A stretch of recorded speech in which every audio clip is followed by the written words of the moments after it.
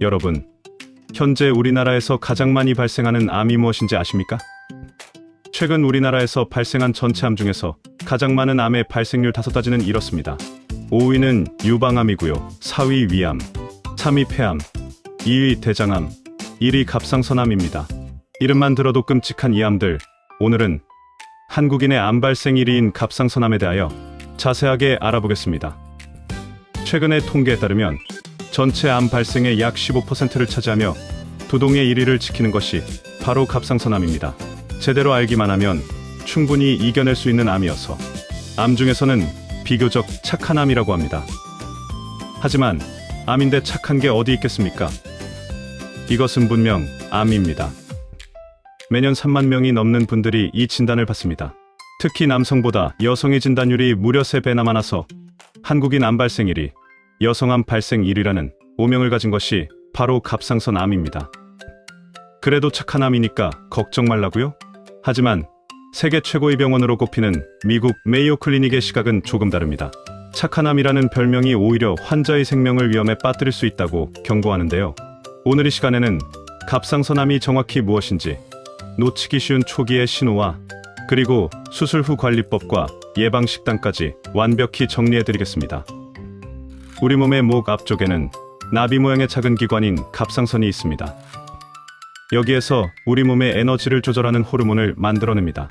그런데 이 부위에 딱딱한 혹, 즉 결절이 생기는 경우가 있습니다. 이 결절 중에서 약 5% 내외가 악성군으로 판명되는데 이것이 바로 갑상선암입니다. 갑상선암의 95%를 차지하는 유두암은 진행이 느린 것이 사실입니다. 하지만 메이오 클리닉의 임상 데이터에 따르면 초기 대응을 놓쳤을 때 림프절이나 폐, 뼈로 전이되는 사례가 분명히 존재합니다. 특히 주의해야 할 것은 미분화암입니다. 전체의 1% 미만이지만 일단 발견되면 진행 속도가 상상을 초월할 정도로 빠릅니다. 암의 이름이 중요한 것이 아니라 그 암이 가진 유전적 성질과 전이 속도를 파악하는 것이 핵심이라고 말이죠. 그래서 착한 암이니까 지켜보자는 식의 아니란 생각은 가장 위험한 도박이 될 수 있습니다. 다행히 우리나라 환자의 대부분은 진행이 느린 유두암에 해당하지만 진행이 빠른 유형도 존재하기 때문에 1위암이라는 무게감만큼이나 정확한 진단이 최우선입니다. 문제는 초기 증상이 거의 없다는 점입니다. 하지만 몸이 보내는 다음과 같은 미세한 신호를 놓치지 마시기 바랍니다.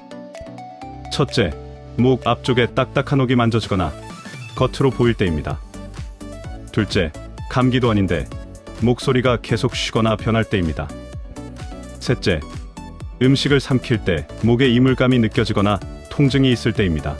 마지막으로 목 주변의 림프절이 커진 것이 느껴진다면 반드시 정밀 초음파 검사를 받아야 합니다.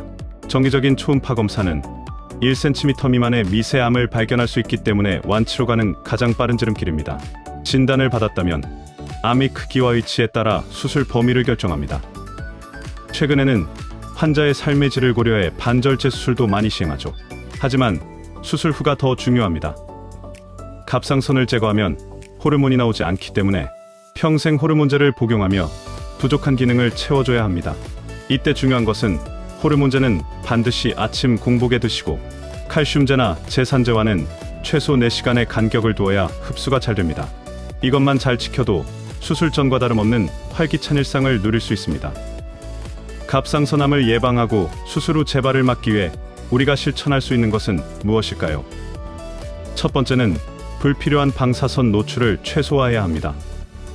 의료진들의 갑상선암 연구에서 유아기나 청소년기에 목 부위가 방사선으로부터 자주 노출되는 것을 주요한 위험인자로 꼽았습니다. 치과 진료나 건강검진 시에 찍는 엑스레이는 소량이지만 꼭 필요한 경우가 아니라면 반복적인 촬영은 피하는 것이 좋습니다. 둘째, 가장 중요한 식단 관리입니다. 갑상선 건강의 핵심은 이오드의 균형입니다. 이오드는 부족해도 문제지만 김이나 미역 같은 해조류를 과도하게 섭취해 너무 많아져도 갑상선 기능에 이상을 초래합니다.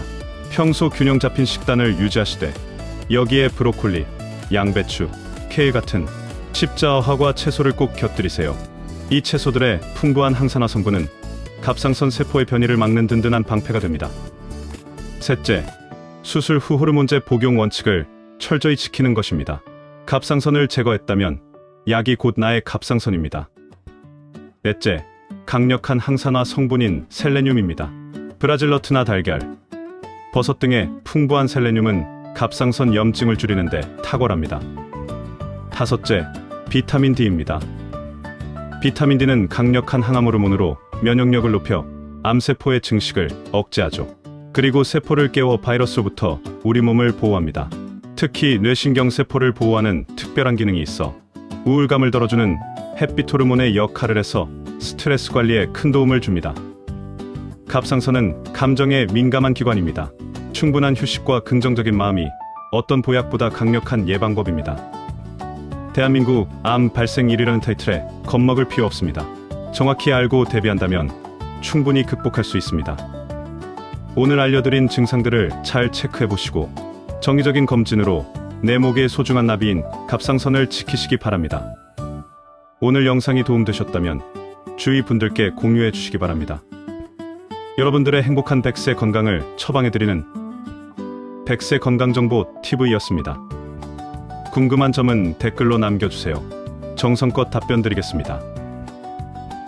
감사합니다.